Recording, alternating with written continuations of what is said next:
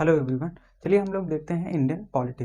हम अपने पिछली क्लास में बताए थे कि संविधान पढ़ाए थे और संविधानवाद बताए थे और क्या बता दिए थे, राज्य व्यवस्था। हम बताए थे जहाँ पे राज्य व्यवस्था रहेगी वहाँ पे संविधान रहेगा, और जहाँ पे संविधान रहता है वहाँ पे क्या रहता है, अनुच्छेद रहेगा, भाग रहेगा और क्या रहेगा, अनुसूची। तो सबसे पहले हम स्टार्ट करते हैं अनुसूची के बारे में। अनुसूची को इंग्लिश में क्या कहते हैं, शेड्यूल कहते हैं। हमारे मूल संविधान में कितनी अनुसूची थी, आठ अनुसूची थी। फिर संशोधन करके हम कितनी अनुसूची जोड़ दिए गया, 12 अनुसूची, 4 अनुसूची जोड़ दिया गया था। टोटल कितनी अनुसूची बन गई, 12।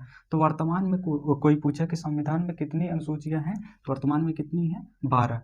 मूल संविधान में कितनी अनुसूची थी, 8 थी। ये ध्यान रखिएगा। अब हम लोग देखते हैं अनुसूची 1। अनुसूची 1 क्या बताती है, देश के बारे में बताती है कि देश, हमारे देश के राज्य के बारे में बताएगी। किसके, देश के राज्य के बारे में, और यूटी के बारे में बताएगी कि कितने राज्य हैं, 28 राज्य हैं और 8 केंद्र शासित प्रदेश हैं। अब देश के बारे में कहने का मतलब अनुसूची 1 ये बताएगी कि हमारे 28 राज्य हैं और उनकी सीमा कहाँ कहाँ से लगती है और कौन कौन सी ये राज्य हैं। और यूटी, यूटी कहने का मतलब ये हुआ कि यूटी उस वैसे प्रदेश को कहते हैं जैसे जो राजधानी से दूर हो और राष्ट्र के लिए जरूरी हो और वह छोटे होते हैं। तो आप लोग कहोगे कि जम्मू कश्मीर तो छोटा नहीं है, फिर क्यों वह यूटी है। जम्मू कश्मीर इसलिए यूटी है, वह राष्ट्र के लिए अत्यधिक जरूरी है, इसलिए वह क्या है, केंद्र शासित प्रदेश है। अब देखिए अनुसूची 2 क्या कहती है। अनुसूची 2 ऐसे याद रखिएगा कि अगर 2 नंबर का धंधा करेंगे तो उसमें सबसे ज्यादा क्या मिलता है, पैसा मिलता है। 2 नंबर धंधा करेंगे सबसे ज्यादा क्या मिलता है, पैसा।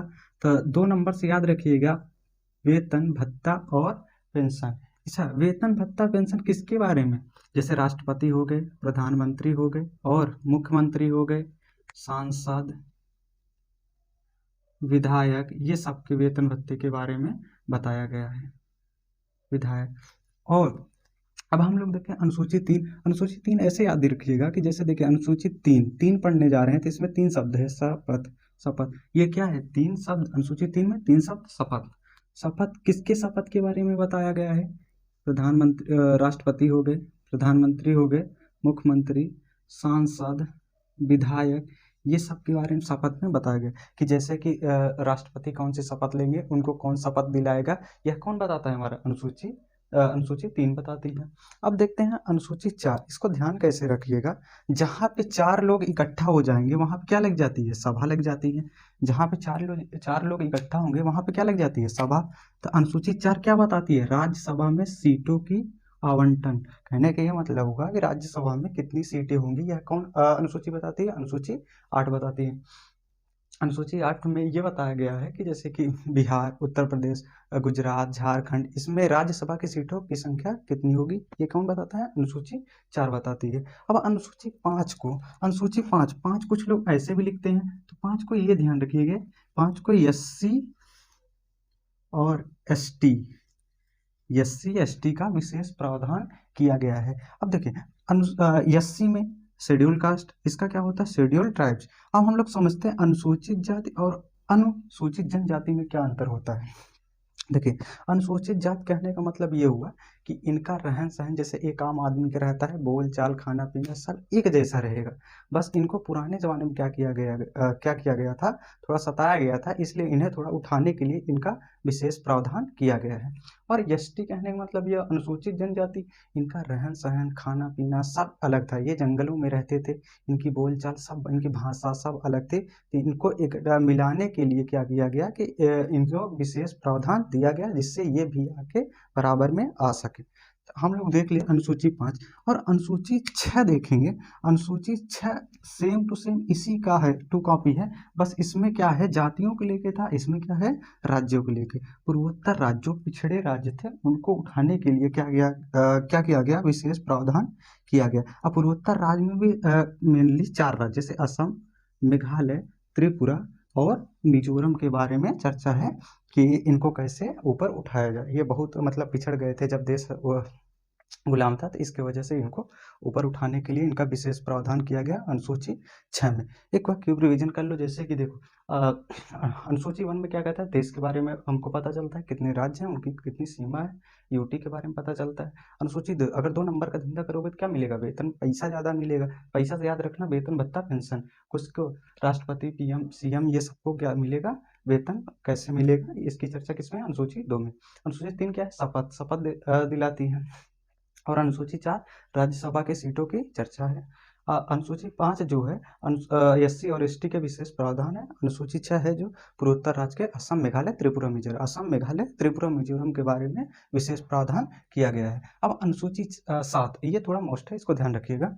अनुसूची 7 जो है केंद्र और राज्यों के बीच शक्ति का बंटवारा करती है। कहने के मतलब जब हमारा देश आज़ाद हुआ तो हमारे संविधान निर्माता जानते थे कि केंद्र और राज्यों के बीच में शक्ति का बंटवारा कर दें, जिससे कि आगे चल के विवाद ना हो। तो देखो अब बंटवारा ऐसे हुआ, सूची बनाई गई, 4 सूचियाँ बनाई गई हैं, जिसमें पहली है संघ सूची, दूसरी राज्य सूची, तीसरी है समवर्ती और चौथी है अवशिष्ट सूची।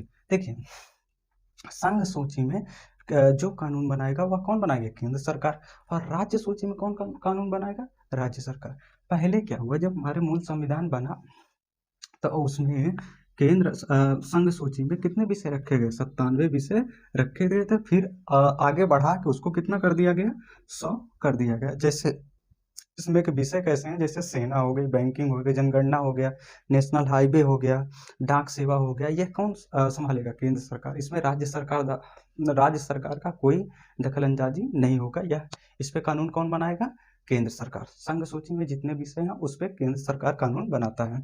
और देखो राज्य सूची में पहले कितने विषय थे, 66 विषय थे, उसको अब घटा कितना कर दिया गया, 61 विषय कर दिया गया। इसमें से जैसे कि पुलिस होता है, जैसे हर एक राज्य की क्या होती है, पुलिस। और ये ध्यान रखिएगा केंद्र शासित प्रदेश में पुलिस जो है केंद्र सरकार के कहने पे काम करती है, राज्य सरकार पे नहीं। और जहाँ यूटी नहीं है वहाँ पे राज्य सरकार के कहने पे पुलिस काम करती है। अब जैसे कि इन दोनों में कुछ विषय ऐसे कॉमन थे जिसपे राज्य सरकार और केंद्र सरकार दोनों कानून बनाते, तो उसको किस में रखा गया, समवर्ती सूची में। इस पे क्या होता है, राज्य सरकार और केंद्र सरकार दोनों कानून बना सकते हैं। जैसे इसमें पहले कितने विषय थे, 47 विषय थे, अब कितने हैं, 52 विषय हैं। अब मान लो जैसे इस पे समवर्ती पे कानून बन रहा है और उस पे कोई विवाद होता है, तो मान किसका होगा, केंद्र सरकार का होगा। जैसे इसमें कौन कौन से विषय, जैसे शिक्षा, वन, ये सब किस में रखे गए, समवर्ती सूची पे। शिक्षा पे जैसे कि देखो सीबीएसई एक केंद्र सरकार का बोर्ड हो जाता है, यूपी बोर्ड, बिहार बोर्ड, ये क्या हो गया, एक राज्य का बोर्ड होता है। वैसे हमारे संविधान निर्माता ये जानते थे कि अगर कभी जब हमारा देश आज़ाद हुआ, जब 26 जनवरी 1950 संविधान लागू हो गया, तो क्या हुआ, हमारे संविधान निर्माता पहले ही जानते थे कि हमारा देश अभी गुलाम था, अभी आज़ाद हुआ, आगे चल के जैसे कुछ खोज होगी उसको अगर हम राज्य सूची में रख देंगे तो केंद्र सरकार गुस्सा आ जाएगा, अगर केंद्र सूची में रख देंगे तो राज्य सरकार गुस्सा आ जाएगी। तो उन्होंने एक पहले से ही सादा पन्ना उसमें सूची जोड़ दिए थे, अवशिष्ट सूची।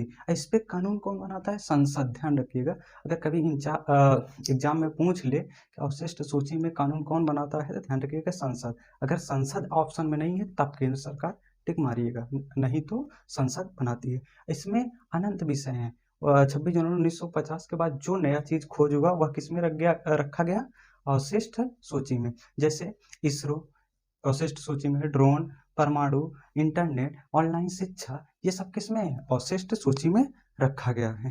तो ये हम लोग समझ लिए अनुसूची 7। हम अनुसूची 8 देखते हैं।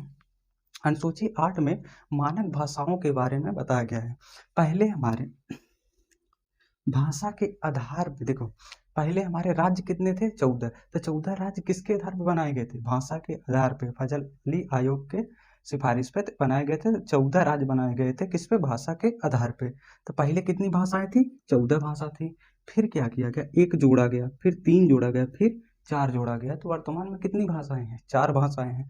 तो ये एक कब जोड़ा गया, देखिए हमारे संविधान में जब अगर कोई भी चीज जो मूल संविधान में थी वो तो ठीक, अगर उसके अलावा और कुछ ला रहे हैं तो उसमें क्या करेंगे, हम संशोधन करेंगे, संशोधन करके तभी जोड़ेंगे। तो हमारी जब ये सिंधी भाषा आई तो 21वां संविधान संशोधन के द्वारा सिंधी भाषा जोड़ी गई। और ये 3 भाषाएं 71वां संविधान संशोधन करके जोड़ी गई। जैसे इसमें ध्यान रखिएगा ड, ये ध्यान रखिएगा ड। देखिए कोंकणी मणिपुरी दोनों में क्या है, ड आ रहा है, ड आ रहा है। ये ध्यान रखिए, कोंकणी मणिपुरी नेपाली, कोंकणी मणिपुरी नेपाली, ये 3 भाषाएं 71वें संविधान से जोड़ी गई। और 92वें संविधान संशोधन से 4 भाषाएं जोड़ी गई, संथाली, मैथिली, बोडो, डोगरी। संथाली, मैथिली, बोडो, डोगरी, ये भाषाएं जोड़ी गई। तो हम लोग देख लिए अनुसूची 8 तक देख लिए। अब अगली वाली क्लास में हम लोग अनुसूची 9 के से पढ़ेंगे। जो मूल संविधान में अनुसूचियाँ थी उसको तो हम कंप्लीट कर लिए। अब अगली वाली क्लास में 9 से स्टार्ट करेंगे। जय हिंद।